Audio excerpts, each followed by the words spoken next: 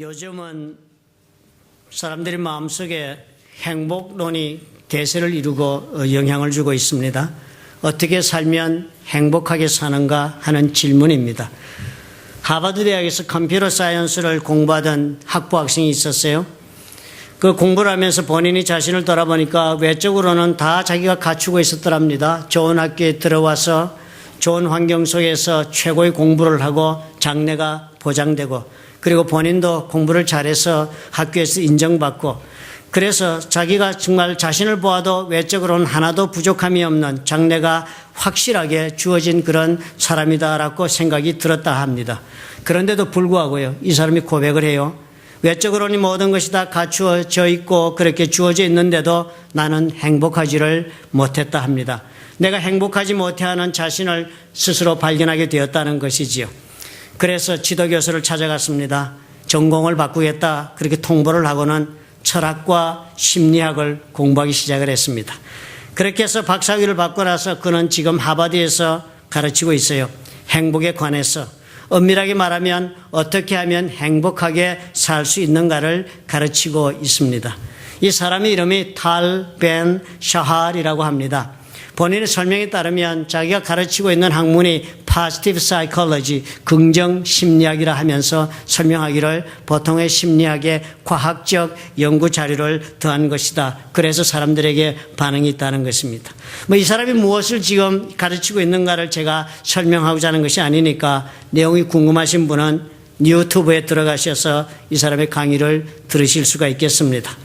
이 사람이 처음에 강좌를 열었더니요, 하버드에서 6사람만이 등록을 했다고 합니다.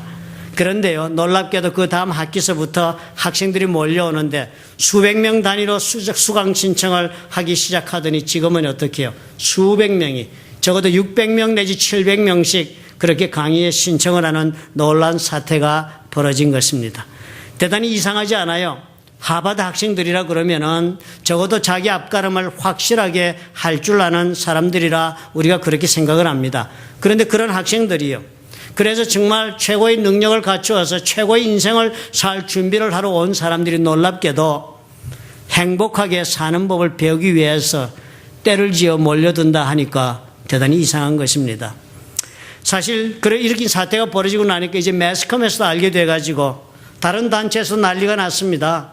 이 사람을 초청해서 하는 이야기를 듣기 위해서. 그리고 이 사람이 쓴 책도 불티나게 팔리고 해서 엄청나게 바쁜 삶을 지금 살고 있다고 이야기를 하더군요. 중요한 것이 무엇이에요? 이 미국 최고의 지성들뿐 아니라 이 세상 모든 사람들이 지금 가장 관심 있어 하는 것이 무엇인가 하는 것을 보여주는 단적인 예가 되는 것이니까요. 이제는 인간의 기본적인 필요, 즉 우리가 먹고 입고 사는 것에 대한 필요가 충족된 그런 시대를 우리가 살고 있으니까 우리 사람들의 지대한 관심은 딱 한 군데로 몰려드는 것입니다. 어떻게 하면 행복하게 살 수 있지? 하는 질문이 우리를 사로잡습니다. 사실 가만히 보면 모든 것이 다 우리 손이 닿는 곳에 다 놓여 있지 않습니까? 그래서 우리가 정말 필요한 모든 것을 다 가지고 살고 있는 것 같은데도 이만하면 살만한 것입니다. 그런데도 행복하지 못해 하는 자신을 발견하기 때문인 것입니다. 여러분은 어떻게 살고 계십니까? 지금 스스로 자신이 물어보시면 나는 정말 행복해, 찢어질 것 같아, 더 이상 나무랄 것이 없어, 이렇게 생각이 드십니까? 아니면 나 다 가지고 있는데 그래도 아직 무엇인가 부족해 하는 생각이 드십니까? 사실 우리가 많이 들어온 행복론들이 많습니다. 이렇게 하면 행복하게 산다, 저렇게 하면 산다 얘기를 많이 듣고 우리가 많이 그것을 따라서 노력해 본 분들도 많으실 것입니다. 우리가 많이 들어온 행복론 중 가장 흔한 것이 무슨 방법을 취하면 되는가 하는 것을 가르치는 행복론들입니다. 어떤 방법으로 살면 좋을까? 즉 how to, 행복하게 살 수 있는 그 방법을 가르쳐주는 행복론들을 우리가 많이 들어보았습니다. 그리고 그 나름대로 따라서 이렇게도 해보고 저렇게도 하고자 노력한 적도 많았을 것입니다. 사실 어떻게 사는 이 방법 대단히 중요할 것입니다. 왜냐하면 아무리 좋은 재료가 많아도 어떻게 요리를 하는지 그 방법을 모르면 좋은 요리를 만들 수가 없는 것처럼 행복할 수 있는 많은 요건을 내가 지금 갖추고 있다 할지라도 내가 행복하게 사는 방법을 모르면 그 가지고 있는 모든 것도 헛것이 되기 때문인 것입니다. 그 다음으로 우리가 가장 많이 배우는 것들 중에 행복하게 되는 길 중에 우리가 배우는 것들은 살아가는 자세에 대한 이야기입니다. 즉 내가 인생을 어떤 태도를 가지고 살아가고 있느냐가 나를 행복하게 만들거나 그렇지 못하는가를 결정하게 된다라고 가르치는 행복론입니다. 많은 경우에 우리 행복이란 목적을 달성하는 것이 있는 것이 아니다라는 얘기를 많이 들으셨을 것입니다. 우리는 행복은 목적지에 도달하는 것이 행복이 아니라 그 목적지를 향하여 가는 그 과정이 우리 행복의 길이 된다고 가르치고 있는 모든 행복론들이 다 이 범주에 속합니다. 목적을 위해 온 삶을 다 소진하고 여러분 살아보시고 나서 아니 이게 아니었잖아 하는 경우를 많이 우리 겪고 있다는 소리를 듣습니다. 이러한 실패를 미연에 방지하기 위해서 알려주는 행복론이라 할 수가 있습니다. 그러므로 오늘 내가 이 하루하루를 어떤 자세로 살아가는가 그것이 우리를 행복하게 만드는 길이 된다라고 이야기하고 있는 것입니다. 사실 사는 자세가 바로 되어 있고요. 그리고 또 어떻게 살아야 제대로 사는지 그 방법을 우리가 알고 산다면 행복해질 수가 있겠습니다. 그런데요. 그렇게 되려면 반드시 한 가지 전제 조건이 되어 있어야 합니다. 행복할 수 있는 조건을 갖추고서야 일이 가능한 것이 된다는 것입니다. 예를 들면 아무리 요리를 잘 하겠다는 그런 마음가짐과 의욕이 있고 또 그리고 요리 재료를 다룰 줄 아는 요리하는 방법을 알고 있다 할지라도 요리 재료 자체가 잘못된 재료거나 썩어버리거나 못 쓸 재료라면 절대로 좋은 요리를 만들 수가 없는 것처럼 행복하게 사는 데에도 그 조건이 또한 필수적이라 하는 것입니다. 방법론, 자세나 태도에 관한 이 조정의 방법 이런 것들을 우리가 적용하면 일시적으로는 효과가 있을 수 있습니다. 그러나 결국은 또 어떻게 해요? 원점으로 돌아오게 되고 맙니다. 여전히 행복하지 못한 자신을 발견하게 돼요. 예를 들면 우리가 기침이 심하게 날 때 우선 그 증상을 보고 바로 치료를 시작할 수가 있습니다. 기침을 억제하는 그런 멈추게 하는 억제제들을 드시면 기침이 일시적으로 멈춥니다. 이런 증상을 보고 치료하시면 우선 어떻게 해요? 효과는 있습니다. 그렇지만 어떻게 해요? 일시적인 효과입니다. 다시 기침이 나기 시작하는 사실을 우리가 경험하지 않습니까? 원인 치료를 해야 해요. 병의 증상을 주는 그 원인을 찾아서 그것을 해결해 주어야만 해결되는 것처럼 이와 마찬가지로 행복론도 원인을 찾아 근본적인 문제를 해결하셔야만 행복으로 나갈 수가 있는 것입니다. 그리고 나서야만 우리가 어떤 방법으로 어떤 자세로 살아야만 행복하다 하는 말이 우리 삶 속에 효과를 발휘할 수가 있게 될 것입니다. 행복의 조건 우리가 생각해 보면 사람에 따라 많은 것들을 말할 수가 있겠습니다. 그러나 무엇보다도 우리 인간은 영적인 존재인지라 물질적인 것만으로는 행복할 수 없다는 것을 고려하면 범위가 많이 정리가 되겠습니다. 물론 기본적인 생존이 해결되어야 행복할 수 있습니다. 밥도 먹지 못하고 사는데 무슨 행복을 생각할 겨를이 있겠습니까? 그러나 일단 이렇게 물질적인 기본적인 생존의 문제가 해결되고 나면 또 다른 현상이 우리 삶 속에 일어나는 것입니다. 진작 행복에 대한 목마름은 이 물질적인 욕구가 충족된 다음에 더 강렬하게 불타오른다는 것을 모르는 사람은 아무도 없을 것입니다. 영적인 조건, 정신적인 조건, 이 분야에서의 조건이 충족되어야만 그 다음이 가능해진다는 것 부인할 사람은 아무도 없습니다. 이 가장 기본적이라고 할 수 있는 인간에게 있어서 행복의 기초가 되는 조건이 있습니다. 그것은 내가 지금 존재하고 있는 이유가 무엇인가 하는 깨달음이 중요합니다. 나는 지금 어떤 의미에서 이 자리를 차지하고 있는가 하는 깨달음이 대단히 중요합니다. 내가 지금 사는 이 현실의 이 자리에 내가 있을 이유가 없다. 아니면 나는 아무 가치가 없는 사람이야. 내가 없어진다고 해도 아무에게도 문제될 것이 없지. 이런 생각을 가지고 사는 사람은 자신의 존재에 대하여 그 가치를 부인하고 있는 사람이 되어서 불행하게 살고 맙니다. 이것을 확인시켜 줄 수 있는 것에는 두 가지가 있습니다. 나의 존재 가치, 내가 가치 있는 사람이라고 생각하게 그렇게 나를 도와줄 수 있는 이런 두 가지가 있습니다. 그 하나가 사랑이에요. 사랑받고 사랑할 때 존재 가치를 깨닫습니다. 그리고 그 두 번째가 일이라 할 수 있습니다. 지금 하고 있는 일, 의미 있는 일이 있어야만 내가 살아야 할 가치를 발견합니다. 이 두 가지가 있어야만 우리의 존재 가치를 우리가 개인적으로 스스로 확인할 수 있게 됩니다.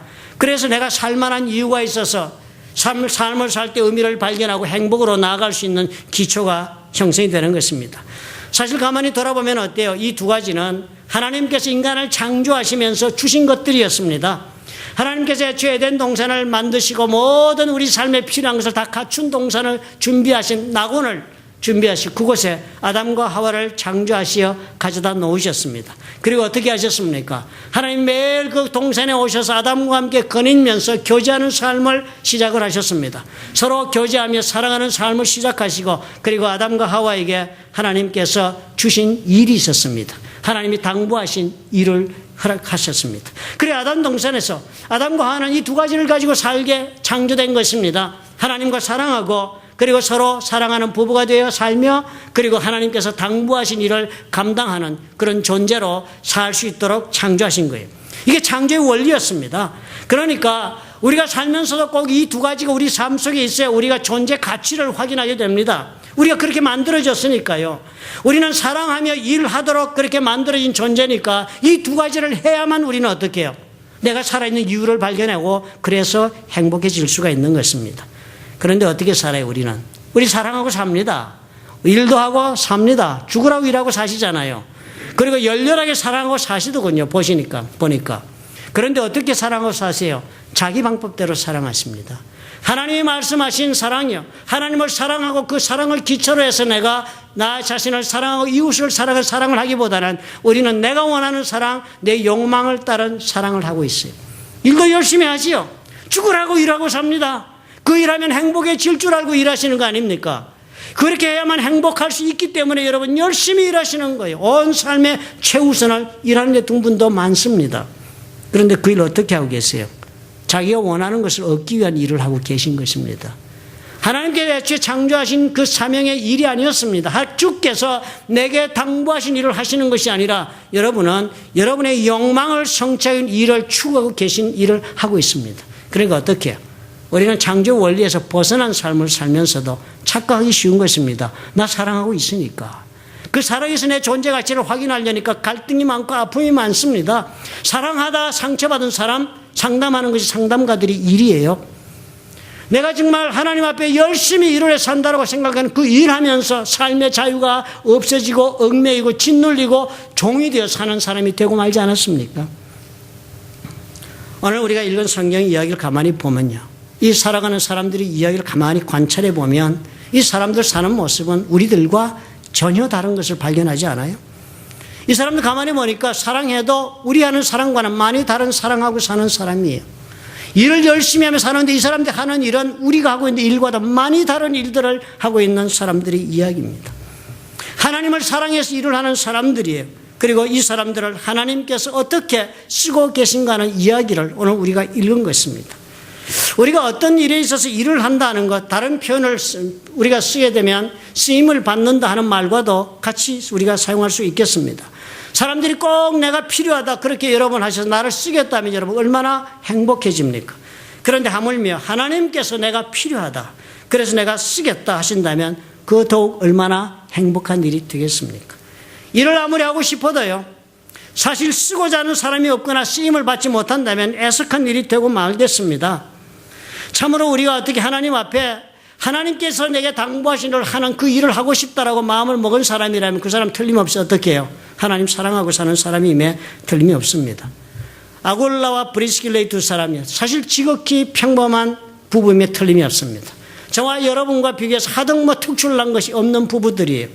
이 두 사람은 그 당시 로마에 살다가 클라우디우스 황제 때 모든 유대인들을 로마에서 쫓아내는 그 칙령 때문에 로마에서 쫓겨난 사람들입니다. 잘 살다가 그리고 쫓겨난 유대인들이 어디 이 브리스길라와 아굴라 두 사람밖에 없었겠습니까? 수많은 사람들이 흩어져서 새로운 삶의 정착지를 찾아서 이곳저곳으로 흩어져 갔습니다. 아마 많은 사람들이 고린도로 왔겠지요. 고린도도 큰 도시였으니까. 5만 사람들이 모여서 살기에 좋은 그런 다민족들이 모여 사는 그런 곳이니까 고린도로 다 몰려들었을 것입니다. 그런데 이곳에 와서 이 두 사람 생계를 위해서 하던 일, 천막 짓는 일 하면서 평범한 수공업자로 그렇게 생계를 이루며 살았습니다. 무엇 하나 다른 사람들보다 낫고 특출하다게 내세울 것은 전혀 없어 보입니다. 이 두 사람 고린도와 천막 기우며 살던 사람들인데요. 어느 날 바울이 고린도로 들어왔습니다. 아테네에서 두렵고 떨리는 모습으로 자기가 들어갔다고 했으니까 지치고 힘든 모습으로 아마 바울이 고린도로 들어와서 저작거리를 걸었을 것입니다. 이 집 저 집을 기웃거리면서 얘기를 건네다가 브리스길라와 아굴라에 천막하게 만나 들어가게 되고 그곳에서 얘기를 하고 나서 바로 브리스길라 아굴라는 이 바울을 받아들이고 자기 집으로 데려가서 함께 거하면서 함께 천막 짓는 일을 했다고 성경이 기록하지 않습니까? 바울이 고린도에 살면서도요, 이 고린도 교회를 세우고 모든 사역을 하도록 환경을 만들어주고 끝까지 뒷받침을 하며 함께 살았던 것이 분명합니다. 왜냐하면 바울이 오늘 보니까 고린도를 떠나 배를 타고 에베소에 갈 때 다른 어떤 사람을 데리고 간 것이 아니라 바로 브리스길라와 아굴라를 데리고 그 길을 갔다 하는 것이기 때문입니다. 가정을 가지고 있는 사람들이었습니다. 그런 사람들이, 그리고 자기 손으로 일을 하고 벌어서 먹고 살아는 그런 사람들이었습니다. 그런 사람들이 직장을 가지고 장사하고 있던 곳도 그냥 다 정리하고 짐을 싸서 바울과 함께 길을 떠나 다른 도시로 간다는 것은 쉬운 선택일 수가 없습니다. 그러나 이 두 사람은 어떻게 해요?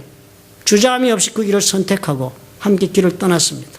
아마 이 두 사람은 같이 길을 떠나서 안디옥까지 바울과 함께 동행해서 갈 것이 애초에 계획이었을 것입니다. 그렇게 이 아굴라 브리스길라는 어디를 가든지 간에 자신의 성으로 자영업하면서 바울과 함께 아니면 바울의 부탁을 따라 일을 하며 사는 것이 주저함이 없는 그런 선택을 했던 사람이었습니다. 그래서 하나님께서 어떻게 해요?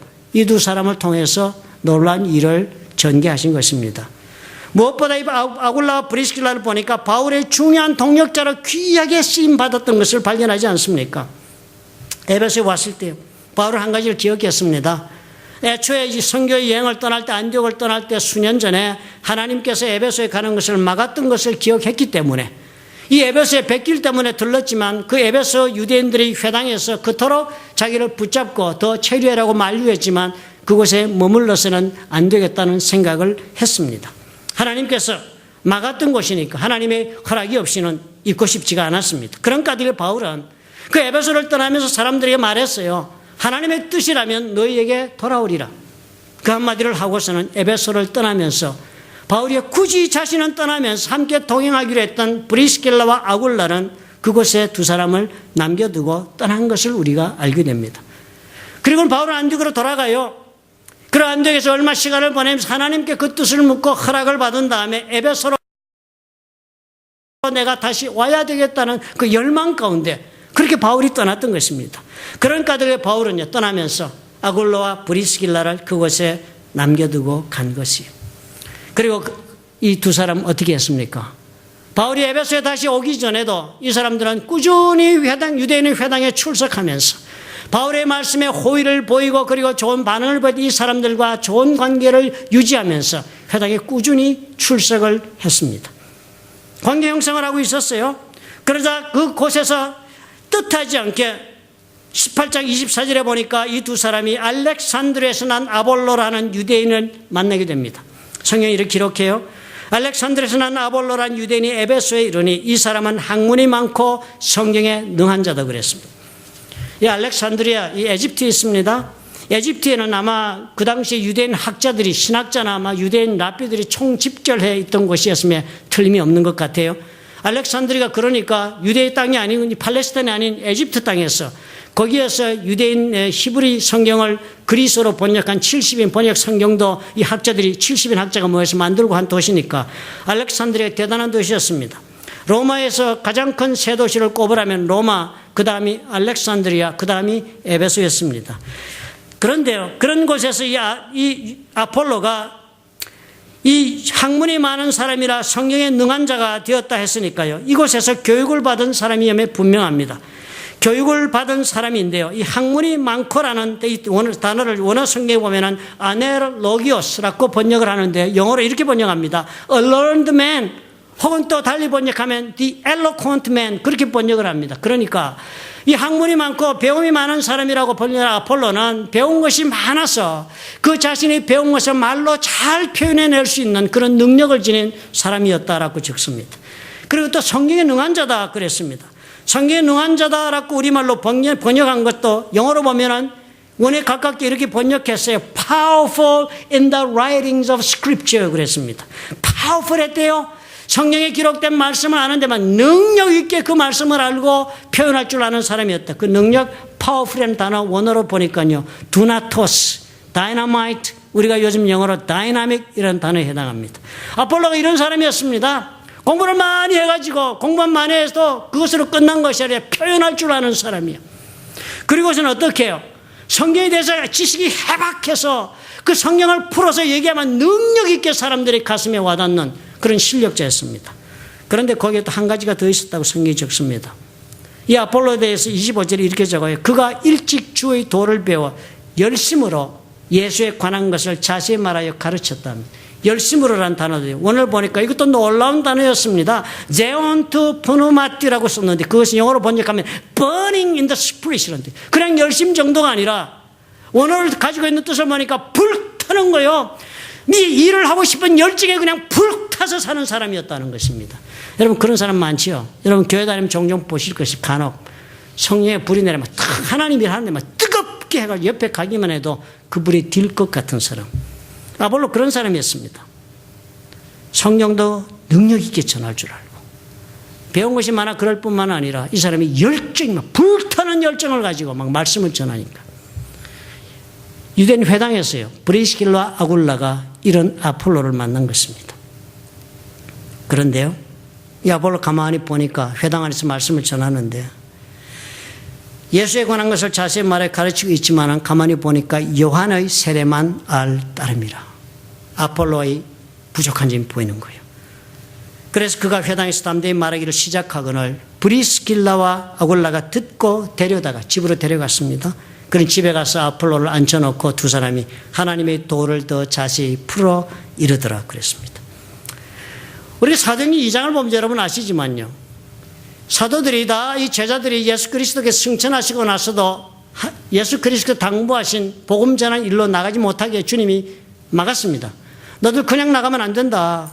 너들 모여서 정말 하나님께서 허락하신 성령을 받을 때까지 기다렸다가 그때 성령이 임하시면 너희들이 능력을 받아서 그때 일어나서 도를 전하는 일을 시작해라. 증인되는 일을 시작해라. 제사 삼는 일을 시작해라 라고 당부하셨잖아요. 그리고서는 사도행전 2장에 성령이 강림하시는 그런 큰 사건이 일어나고 나서부터 지금 이 복음사역이 시작된 것이었습니다. 그런데요, 이 아폴로를 보니까 이 사건을 모르고 있었던 사람이 분명한 거예요. 알렉산드리아에서 아마 요한의 세례만 알았다니까 성령의 세례가 임하고 제자들이 준비되어 복음을 전하 훨씬 이전에 주님의 도를 디아스포라를 통하여 들었던 것이 분명합니다.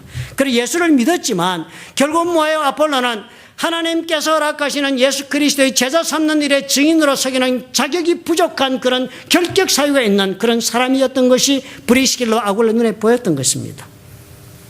그래서 아폴로 이곳 에베소에서 제대로 일할 수 있도록 브리스길라 아굴라가 이 사람을 가르쳐 주었습니다. 아마 바울이 이 자리에 있었더라면 바울이 그 일을 했겠습니다. 그런 자리였는데 브리스길라와 아굴라가 바울을 대신하여 이 중요한 일을 감당했습니다. 브리스길라와 아굴라 이 두 사람은 이렇게 에베소에 있으면서 바울이 나중에 이곳 에베소에 와서 사역할 수 있는 역할을 사전에 준비하는 역할을 충실하게 감당하도록 하나님께서 함께 하신 것이 분명했습니다. 이 도시가 로마 지역의 세 번째로 갈 뿐만 아니라 경제적으로도 엄청난 힘이 있는 곳이었습니다. 소아시아 지역, 지금의 그 터키 땅을 관장하는 로마의 프로칸솔 총독도 아마 이 에베소에 그때 살았다고 합니다. 그리고 에베소에는 항구가 있었어요. 지중해에서 에베소를 통해 내륙으로 들어갈 수 있는 그런 관문이 되었습니다. 뿐만 아니라 에베소는 교통의 요충지가 돼서 동쪽으로 그리고 서쪽으로 가는 길이 잘 로마의 도로가 뚫려 있어서 이 에베소를 통해 나중에 보면요. 에베소 교회를 통하여 복음이 전파되어 내륙에 있는 교회들이 개척되기 시작합니다.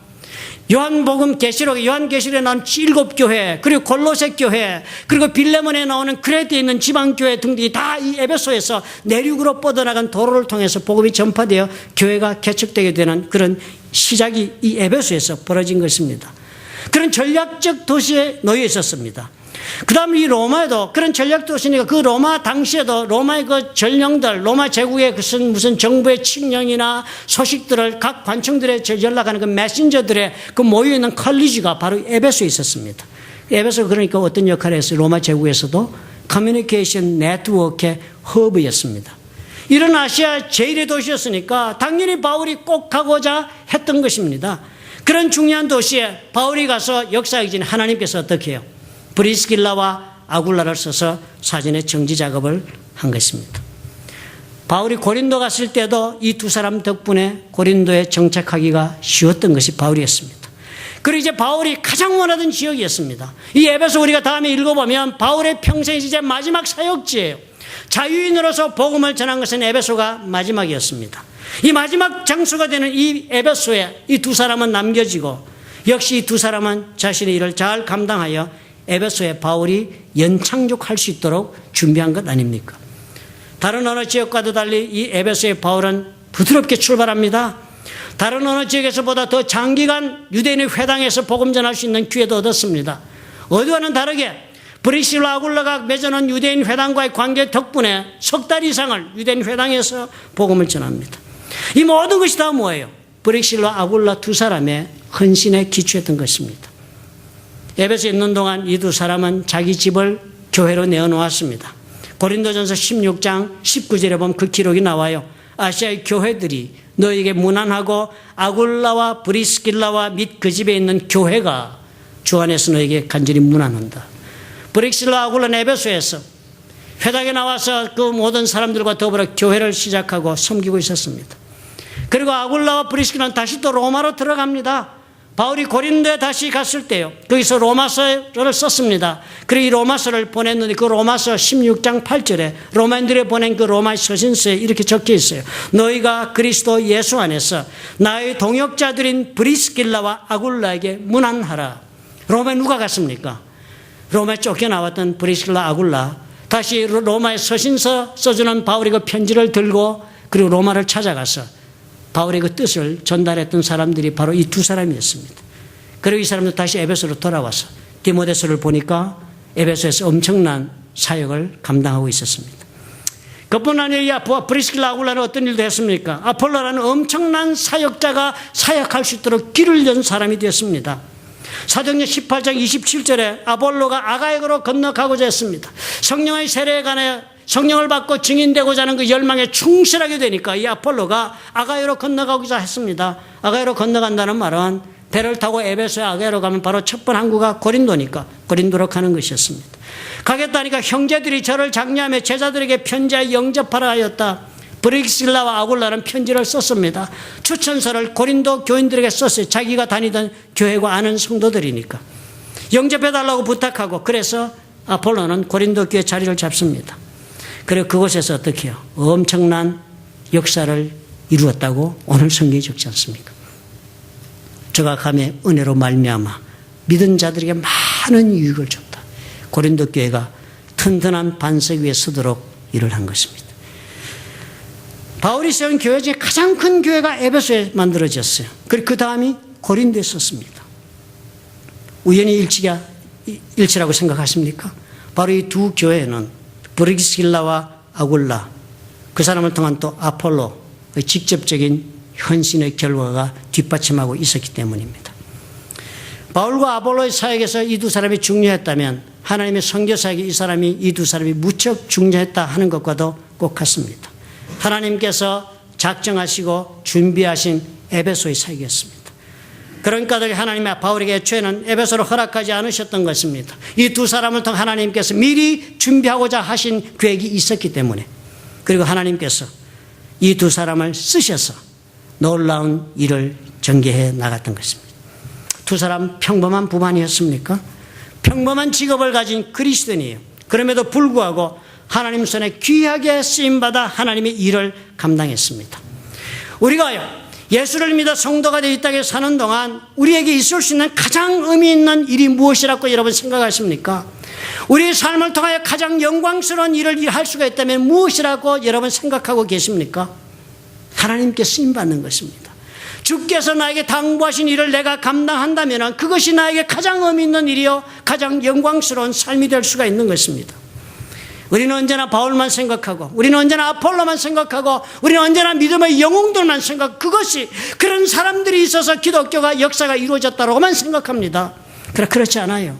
그들이 있도록 만든 사람들, 수없는 평범한 그리스도인들이 밑거름이 되고 그 일을 감당했다는 사실을 우리가 볼 수 있어야 하는 것입니다. 수년 전에 제가 드린 이야기 중에 기억하고 있는 분들이 많을 줄 압니다. 엘버트 맥마킨이라는 사람의 이야기요. 24살의 농부였습니다. 그리고는 최근에 그리스도인이 되었습니다. 예수 믿고 너무나 예수 믿는 그 기쁨 때문에 열정으로 가득 찼기 때문에 타운에서 천막치고 부흥회에 있다는 이야기, 옛날 미국에는 그러지 않았습니까? 부흥회를 시골에서 이렇게 보면 큰 도시에서 큰 천막치고 일주일이고 2주일이고 저녁마다 몇 시간씩 그냥 부흥회를 진행했습니다. 그 소식을 듣고는 자기가 새로 산 트럭에다가 청년들을 가득 태우고 그 얘기를 들을 수 있는 곳으로 데리고 갔습니다. 그가 특별히 데리고 가고 싶은 잘생긴 농부 아들이 하나 있었습니다. 그런데 이 청년이 설득이 안 되는 거예요. 너무 잘생기고 그러니까요. 이 청년은 이 소녀 저 소녀와 사랑에 빠지느라고 너무 바빠서 기독교에는 전혀 관심이 끌리지 않는 것 같았습니다. 그래서 엘버트 맥머킨이 생각을 했어요. 어떻게 할까? 그러다가 하루는 이 청년이 부탁을 했습니다. 네가 오늘 우리와 함께 간다면 내 이 새 트럭을 네가 운전하도록 해주겠다 그랬습니다. 그 옛날에 새 트럭 한번 운전하는 거 대단한 일이지요. 그래서 운전을 하고 타운으로 갔습니다. 그리고는 사람들이 다 도착해서 많은 사람이 다 천막으로 들어가니까 이 청년도 혼자 몇 시간을 바깥에 우두커니 앉아 있을 수 없으니까 그 모임 안으로 들어가 보자 생각하고 들어갔습니다. 그래 그는 나중에 이렇게 적었어요. 자기가 그 속에 들어가자마자 그 전하는 말씀을 듣고 나는 마치도 마법에 걸렸던 것 같았다. 그리고 그 얘기를 들으면서 이제는 결코 생각하지 않았던 일들을 생각하기 시작을 했습니다. 그는 계속해서 그 다음 날도 오게 되었고요. 그리고는 어느 날 저녁에 자신의 삶을 예수 그리스도에게 드리는 사람이 되었습니다. 그 트럭을 몰고 가는 운전수요. 젊은이, 그 사람 우리가 잘 아는 빌리 그레함이었답니다. 그때가 1934년이었대요. 그 이후 빌리 그레함 무슨 일 했습니까? 엄청난 역사를 많이 했습니다. 그렇죠? 한국에서도 와서 김정한 목사님 설교하시고 여의도 광장에 100만 명 이상이 모여서 복음 전하고 빌리 그레함 통하여 예수 믿은 사람이 아마도 그 다른 어느 복음 전도자보다 많았을 것입니다. 그런 빌리 그레함이지만 그런 빌리 그레함 엘버트 맥마킨이 없었다면 이 자리에 있을 수가 없을 것입니다. 우리가 살아가면서 하나님의 역사 가운데 우리 돌아보면 이런 예는 우리 삶 가운데 얼마든지 있습니다. 그 유명한 김정한 목사님 여러분 잘 아시는 것처럼 미국의 상사 파워즈 상사라는 평범한 한 군인이 김정한 목사님을 미국으로 인도하고 신학교를 가도록 추선하고 어떻게든 공부할 수 있도록 돈을 모아주고 했던 분이 있었기 때문에 김정한 목사라는 분이 한국에서 큰 역사를 감당하는 분이 된 것입니다. 우리는 누구나 바울같이 그리고 아폴로같이 살 수는 없습니다. 아니 사실 꼭 그렇게 살 필요도 없습니다. 우리는 그렇게 부름받지 않았어요. 우리는 있는 모습 이대로 주님 앞에 예수 믿고 새 사람 되어 새로운 피조물로 하나님의 뜻 가운데 주 예수 그리스도의 부활의 능력을 의지하고 살도록 부름받은 사람일 따름이에요. 그러나 우리는 어떻게 해요? 그러니까 바울처럼 살 필요는 없다 할지라도 우리는 어떻게 해요? 브리스길라와 아굴라처럼 살 필요는 있습니다. 평범한 일 하면서 평범한 인생을 우리가 산다 할지라도 우리는 어떻게 해요? 평범한 가정 이루고 부부가 함께 그렇지만 우리 하나님의 손에 쓰임을 받는 놀라운 인생을 살 수 있다. 이것은 우리가 선택하면 할 수 있는 일입니다. 우리에게 그런 영적 결단이 있다면 하나님 우리를 쓰실 것이에요. 그럴 수 있다면 어떻게 해요? 그 어느 누구도 줄 수 없는 그런 기쁨을 우리 하나님께서 우리에게 허락하시는 그런 삶을 경험하게 되는 것입니다. 사랑하는 성도 여러분, 창조의 원리를 여러분 잊지 마시기 바랍니다. 우리는 아무리 몸부림쳐도 창조의 원리를 벗어나서 행복할 수 있는 존재는 없습니다. 그 원리가 무엇이라고요? 하나님을 사랑하듯 사랑하며 살아야 해요. 하나님이 내게 당부하신 일을 하셔야 해요. 그래야만 여러분 행복하실 수 있습니다. 오늘 여러분 깊이 생각해 보시기를 부탁드립니다. 하나님을 위해 무엇을 하며 살까? 깊이 생각하시기 바랍니다. 하나님께서 그래서 그를 위해 나를 쓰시옵소서 내가 드릴 수만 있다면 우리 삶 속에 이제까지 경험해 보지 못한 새로운 행복이 열매 맺히기 시작할 것입니다. 믿으시면 아멘 하시기 바랍니다. 아멘. 좋으신 아버지 하나님